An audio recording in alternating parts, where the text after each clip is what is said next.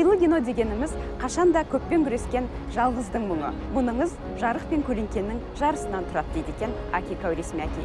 Әйгілі фильм режиссері өзінің «Мен киллер жалдадым» деген фильмін Лондонның шығысындағы осы нүктеде түсірген.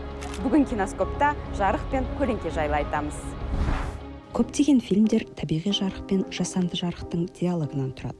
Стэнли Кубриктің Барри Линдон фильмі тіріліп кеткен кескіндеме сияқты. Бастан аяқ классик суретшінің картинасындай жалғыз ерекшелігі ондағы бейне қозғалады. Бұл фильмнің көркемдігі көрген жанды тамсандырмай қоймайды. Себебі мұнда шам жарығымен ғана түсірілген сахналар бар. Күн сәулесімен ғана көмкерілген көріністер бар. Алаумен ғана алаулайтын бейнелер бар. Бастан аяқ жарықпен сурет салудың үздік үлгісі. Суретші алдымен кенепті қараға боясын дейді екен Леонардо да Винчи. Өйткені жарық түскенге дейінгі дүниенің бәрі қараңғы. Бірақ қараңғылық қандай түпсіз болса да, адам өз жарығын ала жүруге міндетті.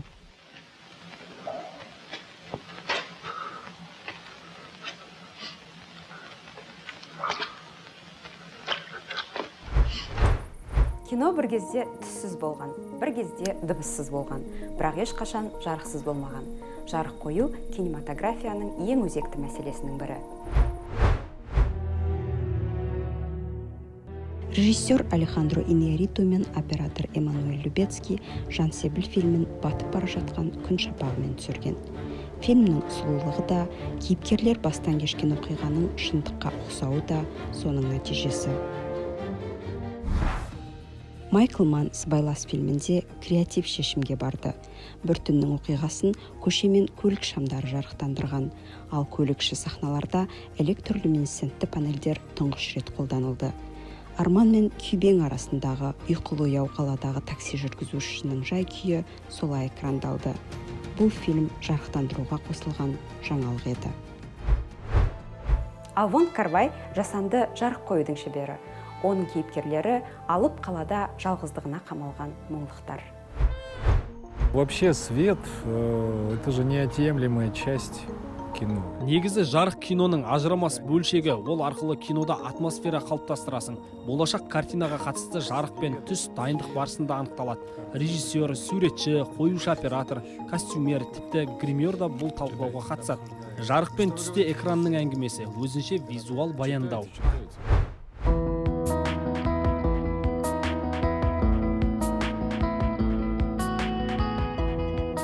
Қазақ табиғатпен етене халық. Бұл тіпті кинодағы адам мен күн сәулесінің тілсіз диалогынан көрінеді. Наташа!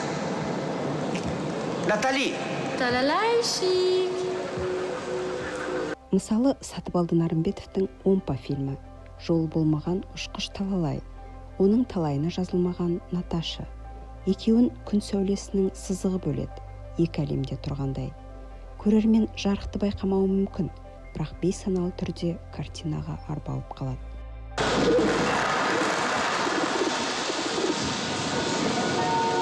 Наташа! Талалайдың сәуле ішінде адасқан көрінісі, оны түртпектеп оятқанда ғана мұның бәрі түс болғанын көреміз. Я принес коньяк, кумус. Сатыбалды Нарымбетовтің тағы бір фильмі «Аманатта» жарықтандыру басқа қырынан шеберліктің белгісі. Мұндағы жарық тәулік уақыты мен күн райы, жыл мезгілін ғана емес, дәуір тынысын сезіндіреді. У нас было там 3 эпохи. Біз 3 дәуірді қамтыдық. 68 жыл жылымық кезеңі, 40-50 жылдар Бекмахановтың өз кезеңі, 19 ғасыр Кенесары хан кезеңі. Бұл 3 дәуірдің әр қайсысына жеке-жеке жарық қою керек деп шештік. Мысалы, Бекмахановтың оқиғасы, оның қудалануы, соты, түрмеге түсуі, мұнда салқын жарық арқылы беймазалықты жеткізгіміз келді. Рамазанның уақыты, жылымық кезеңі, жылылау, салқын реңктермен араластырып бердік. Кеңес киносына сәл ұқсаттық, өйткені бұл бір жағы сәл еркіндікке саңылау пайда болған, бірақ репрессияның толық аяқталмаған кезі. Кенесарының кезеңінде қоңыр күз, табиғат алтын түстерге шомылған, әдемі костюмдерді көрсеткіміз келді. Бейбіт өмір сахналарында біз өте жылы, көркем бейне жасағымыз келді. Өйткені бұл берекелі дәуір еді. Соғыс сахналарында түсті салқындау еттік. Кез келген сахна мағынасына қарай жарықтандырылды. Жылы көріністерге жұмсақ, қайшылықты сахналарға қатаң жарық қойдық. көлеңке көп болды, өйткені көрермендерді сол атмосфераға енгізу керек. Біз жарықты ешқашан толық түсіне алмаймыз, ешқашан толық игере алмаймыз. Жарықтың адамға бағынған сирек сәтін тек қана кинодан табуға болады. Я уже запутался, кто против кого тут воюет.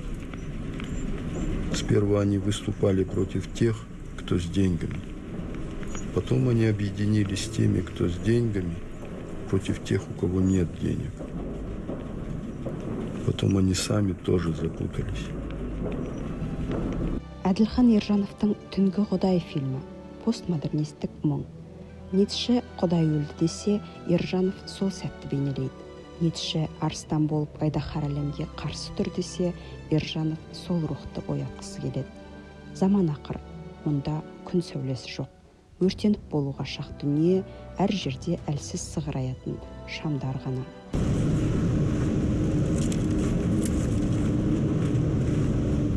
Тұман арқылы түсірілген түнгі жарыққа жан біткендей, көзге көрінбес жарық кенет пішін тапқандай. Снимать при павильонном свете, при искусственном освещении. Жабық павильондарда арнайы жарықтармен түсіру әркез қиын. Өндіріс жағынан алғанда ол өте жеңіл болып көрінуі мүмкін, алайда эстетика жағынан келсек, ол табиғи түсті алмастыра алмайды. Маған бұл тәжірибе ұнады деп айта алмаймын. Біз арнайы жарықтарды түстердің қанықтығы үшін пайдаландық. Нәтиже болды ма, жоқ па, ол жағын білмедім, бірақ бізге берілген тапсырма солай болды. Жарық атмосфера көңіл-күй тудырады. Романтика, комедия, мелодрама жұмсақ жарықпен түсіріледі. Қылмыс, нуар, триллер жанрлары қатаң жарықпен түсіріледі. Енді біздің қазақ киносындағы сәтті мысал ретінде осындай жарық пен көлеңкенің қолданысын мен Әділхан Ержановтың фильмдеріне айтар едім. Оның көптеген фильмдерінде жарық пен көлеңкенің рөлі өте зор. Мысалы, Атбайдың жекпе-жегі фильмінде, фильмнің 80%-дай жуығы осындай өте қараңғы интерьерлерде өтеді. Соның операторы Еркінбек Тұралиев шеберлікпен жарық қоя білген. Бой Атбая мы действительно снимали. Атбайдың жекпе-жегін біз лоу-ки форматында түсірдік. Оны нуар жарығы деп те атаймыз. Онда кейіпкерлерге жарық әдейі аз түседі. Ондағы кейіпкерлердің бойында мейірім де, қатыгездік те бар. Оператор Еркінбек оны караваджизм деп атайды. Бұл фильмдегі жарыққа сол караваджизм жауапты.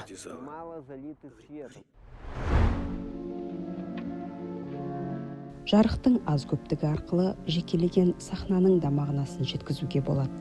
Күдік, күмән, қылмыс, үрей, шиеленіс күңгірт жарықтандыру арқылы жеткізіледі. Бақыт, қуаныш, мейірлі оқиғада ашық жарықтандыру қолданылады. Күшейген ашық жарықтандыруда көлеңке мүлде жоқ. Бақи дүние, арман, қиял, түс.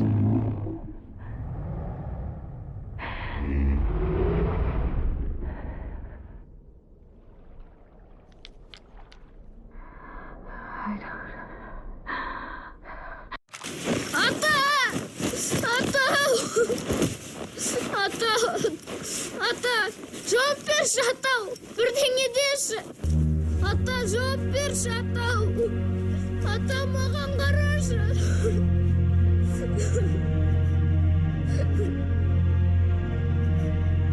Тұршы, атау, қарасайшы, маған бірдеңе деші.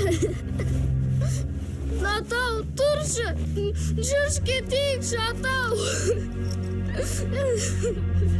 Атау, тұршы, кетейікші, атау. Шал фильмі өмір мен өлімнің шекарасында тұрғанда Қасым бала кезіндегі өзін көреді. Есік ашылып, анасы шақырғандай. Енді бір сәтте анасы жарыққа сіңіп жоқ болады.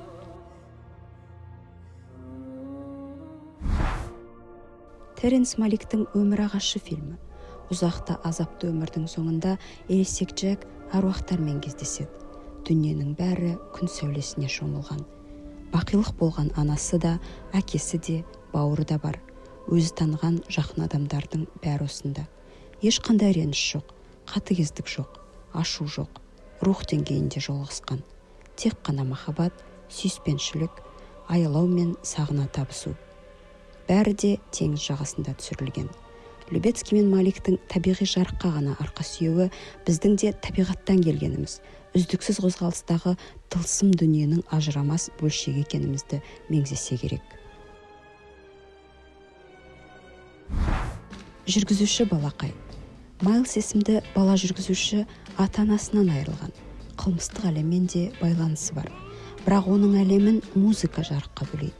Бас кейіпкерді таныстыру сахнасын режиссер Эдгар Райт жұмсақ жарықпен түсіреді. Төңірегіндегі жамандықты естімеуге шешім қабылдаған баланың жаны сияқты көшелер де жап-жарық. Ол жай қозғалмайды, билейді, жарықта оны жақсы көреді.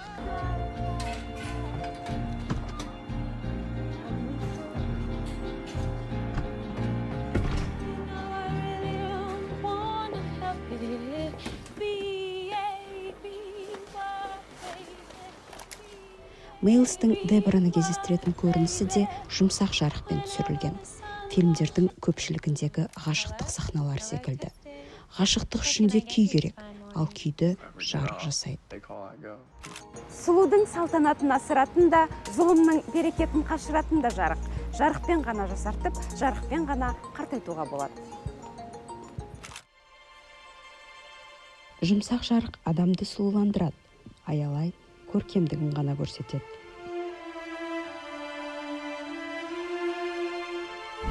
Қатаң жарық аяусыз, әжімдерді тереңдетеді, кісі жүзін тартымсыз қылады. Көңілде күдік, санада беймазалық тудырады.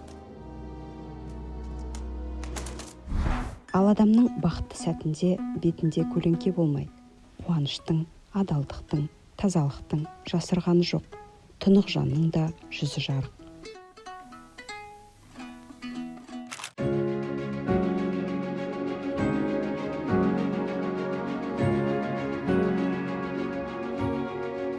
Сұлулық шарттығым дейміз. Ол қараушының көзінде ғана емес.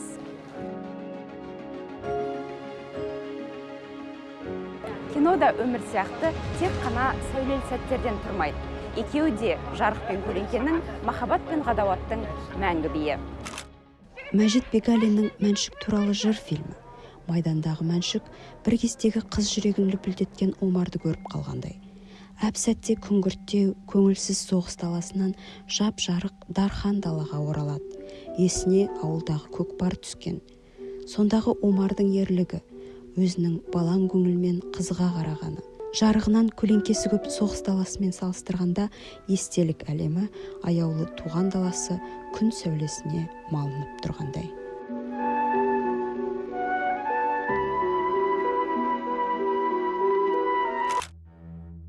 Көлеңке кісі санасындағы қайшылықтарға меңзейді. Мұндай қисынның шарықтау шегі фашистік идеология ояна бастаған дәуірдегі неміс экспрессионизмі. Қатерлі мифке алданған халық санасында бас көтеріп келе жатқан жауыздық. Өзінен көлеңкесі басым бейшаралар. Қараңғылық пен ала көлеңкеде жөңкілген зұлымдық. Бұл жерде мысалы алғаш рет көлеңке арқылы мысалы көрсететін белгілі бір әрекетті. Мысалы адам ол жақта өлтіретін сахналар бар. Оны таза көлеңке арқылы көрсетеді. Яғни сондай үрейді күшейтудің әсері. Неміс киноэкспрессионизмі нуар жанрына әсер етеді тікелей, өйткені оның бір өкілі Фриц Ланг, ол 30-шы жылдары Гитлер билікке келген сәттен ол Германиядан ақш-қа көшеді. Сол Голливудта осындай криминалды фильмдерді түсіреді.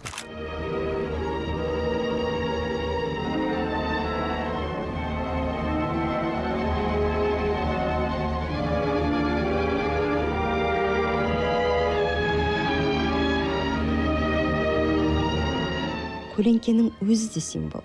Күдік көлеңкесінде Чарли сүйікті ағасының қылмысты екенін түсінгенде қыз көлеңкесі өзінен зорайып кетеді.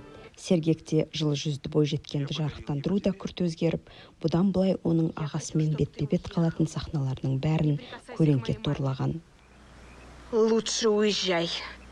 Уезжай, или я тебя убью. Это последнее предупреждение. Сұлтанахмет Қожықовтың шың басындағы шынары да көлеңкені ойнатады. Қатыгездік қалың жартастар арасында жасырулы. ал көлеңкелер қалтарысында кісінің үрейін алатын алапат бар.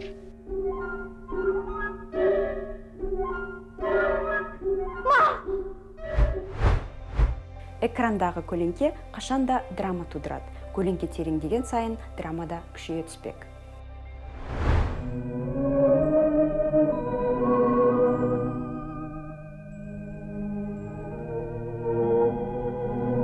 Бірақ көлеңке заттың өзі емес, бейнесі ғана, өткен шақтың елесі. Кеңес дәуірінде көзден бұлбұл ұшқан, бір тілім нанға айырбасталған қазақ жұртының байлығы мен берекесі, сұлулығы мен салтанаты. Кісінің де көлеңке жағы. Адам баласының бойында ізгілік пен зұлымдық, жарық пен көлеңке лайым арпалыста. Ингмар Бергман, персона, әйелдің екіге жарылуы. Джокер, жарығынан көлеңкесі көп бейбақ жаратылыс.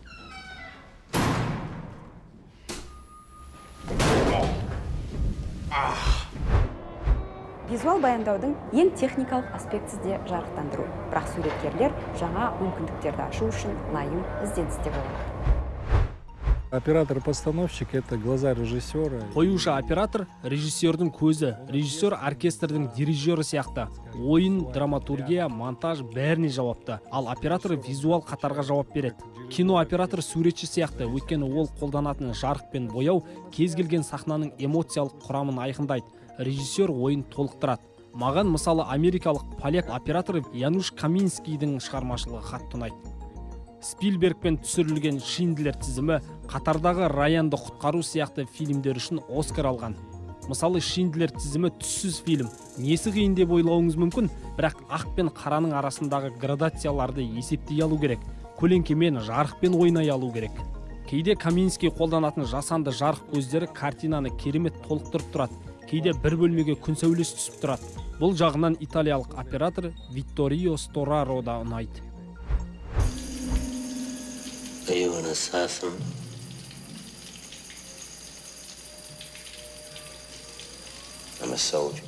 Витторио Стораро түсірген Фрэнсис Форд Копполаның бүгінгі апокалипсис фильміндегі көлеңке Кертистің сарсаң болған санасынан, есінің ауысуынан хабар береді.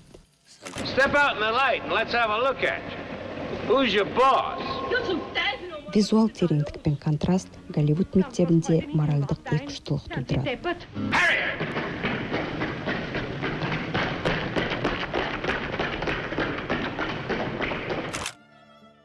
Өкіл әке фильмінде Майкл мен Вито Корлеоне төбесінен қойылған жарық олардың көзін жасырады.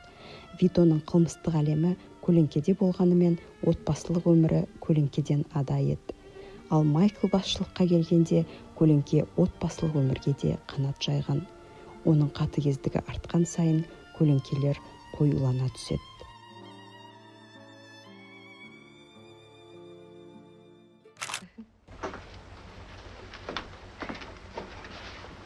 Улица Бернхам, 46.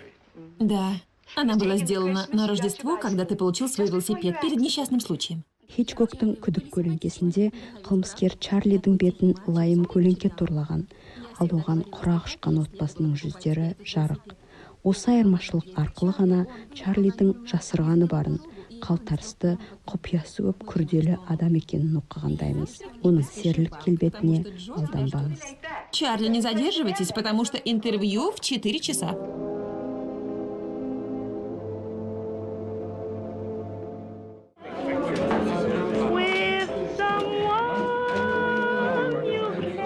Аки Каурисмякидің «Мен киллер жалдадым» фильмі. Генри өз қалауына жету үшін қиын шешім қабылдайды. Қылмыс жайлаған шығыс Лондондағы күмәнді папқа келеді. Кейіпкер көлеңкелі шешім қабылдағанда шынында да көлеңкелі кеңістікке дендей берген.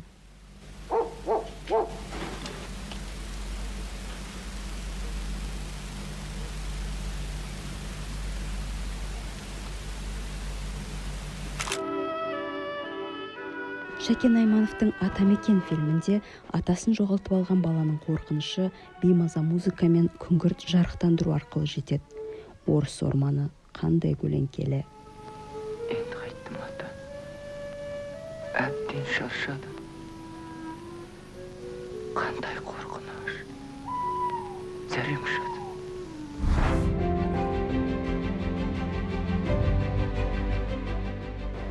Жарықсыз өмір жоқ.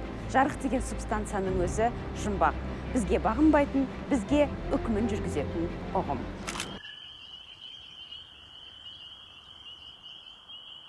Кино деген жарықтың сурет салуы, жарық қандай сезім тудырады, сол маңызды.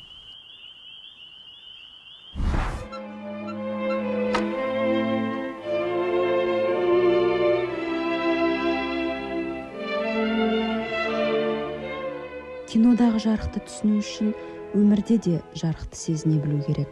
Жарық адамға қалай әсер етеді, қандай жарық қандай сезім тудырады.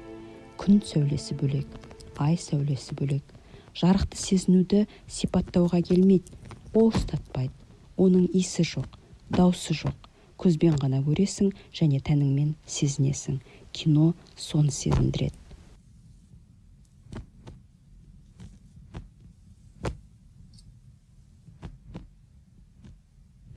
Жарықтың өзі де символ, үміт символы. Өмірде үйреншікті жағдай көрінгенмен, экранда жарықтың өшкені де, жанғаны да жайшылық емес.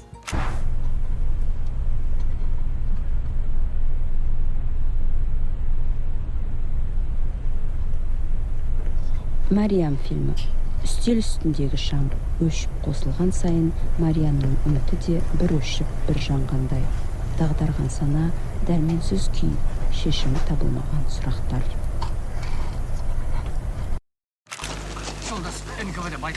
Хадиша, қайта беріңдер үйге. Бара беріңдер. Ертең келем. Қорықпаңдар. Қайда барасыз? Қалсаңыз. Қана жібер баланы. Көзімнің қарасы, Ескеннің әкесінің қоштасуы. Ештеңе анық көрінбейді. Сол сәттегі көңіл-күй, алай-дүлей, сипаланып күнін көрген мемлекет машинасына қарсы қармаланып, қайратсыз, дәрменсіз бетпе-бет қалған халықтың күйі. Әйтеуір түсініксіз бірдеңе болып жатыр. Бірдеңе үшін әкетіп барады. Не жазды? Кінәсіне? Түсініксіз. Қараңғыда жарықсыз түсіру осы сахнаның мағынасын тереңдетеді. Қимылдаған сұлбалар ғана көрінеді. Әке, қараңғылық қасыңды. Балаға ие бол, Хадиша!